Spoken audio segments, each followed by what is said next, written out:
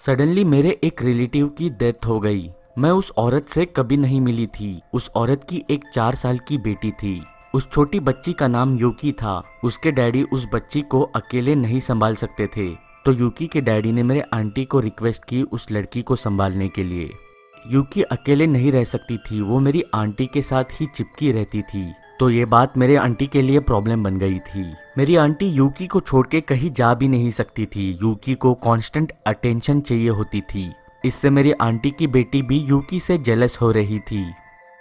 एक दिन मेरे आंटी ने मुझे कॉल किया और कहा उन्हें 2 दिन के लिए आउट ऑफ टाउन जाना है और उन्होंने मुझे यूकी को संभालने के लिए रिक्वेस्ट की।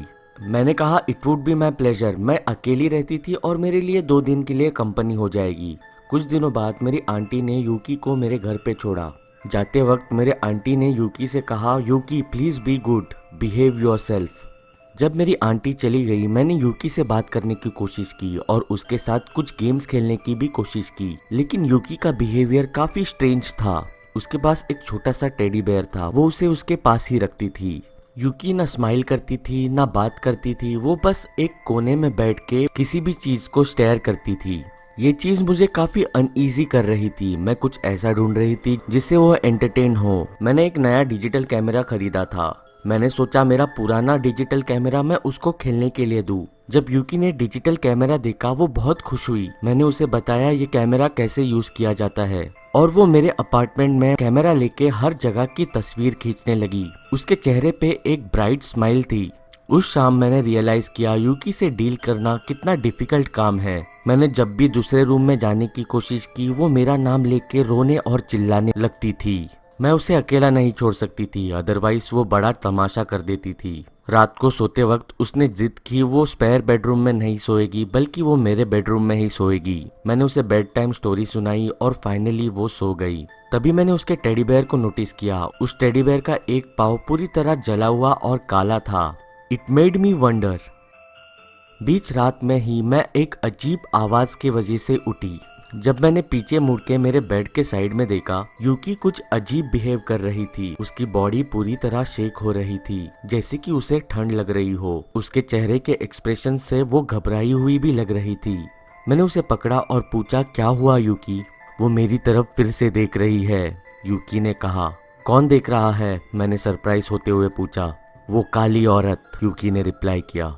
इसके बाद यूकी ने कुछ भी नहीं कहा। मैंने यूकी को एक्सप्लेन करने की कोशिश की कि वो बस उसका इमेजिनेशन है, लेकिन वो अपना सर हिलाती रही। इसके बाद मुझे बहुत देर लगी उसे फिर से सुलाने में।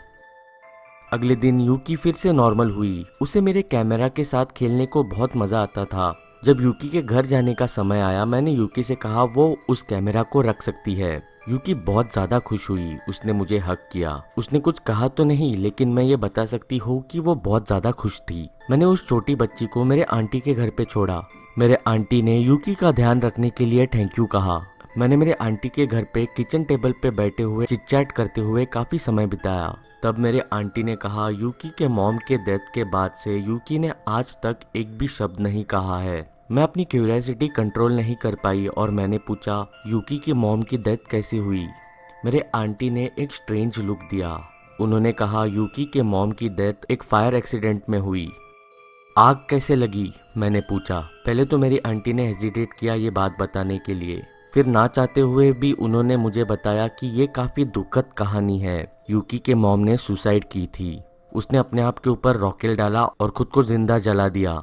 ओ माय गॉड, मैंने सरप्राइज होते हुए कहा। How horrible. हाँ, मेरी आंटी ने कहा।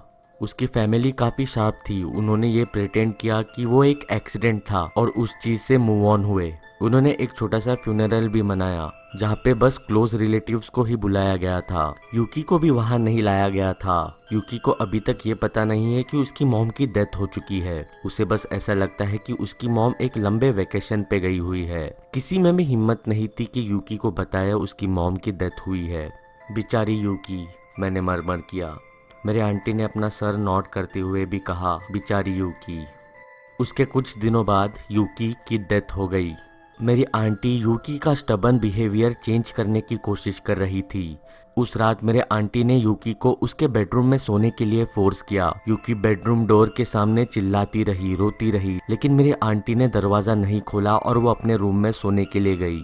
अगली सुबह मेरी आंटी को यूकी मोशनलेस अपने बेड पे पड़ी हुई मिली। यूकी मर चुकी थी। किसी को भी पता नहीं चल रहा था कि ये कैसे हुआ।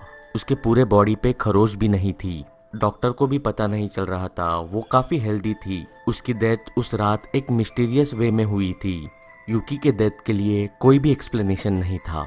फ्यूनरल के बाद मैं अपनी आंटी के घर पे वापस गई। सभी लोग सैड थे। मेरी आंटी ने मुझे मेरा डिजिटल कैमरा वापस किया।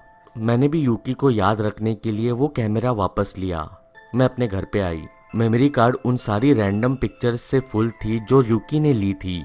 मैंने सैड होते हुए उन पिक्चर्स को ब्राउज किया। उस कैमरा में थे मेरे अपार्टमेंट के पिक्चर्स, मेरे आंटी के घर के फोटोज, पिक्चर्स फ्लावर्स के, पिक्चर्स चॉकलेट्स के, ऐसे रैंडम पिक्चर्स जो एक छोटी लड़की खींचेगी।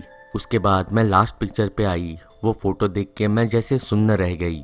मेरी पूरी बॉडी शेक कर रही थी। मैं चिल्लाना चाहती थी लेकिन मेरे मुंह से कुछ नहीं निकल रहा था। उस फोटो पे जो टाइम स्टैम्प था वो बता रहा था कि वो फोटो उस रात लिया गया था जिस रात यूकी की डेथ हुई थी। ये रहा वो लास्ट फोटो जो उस बेचारी यूकी ने मेरे कैमरा से लिया था।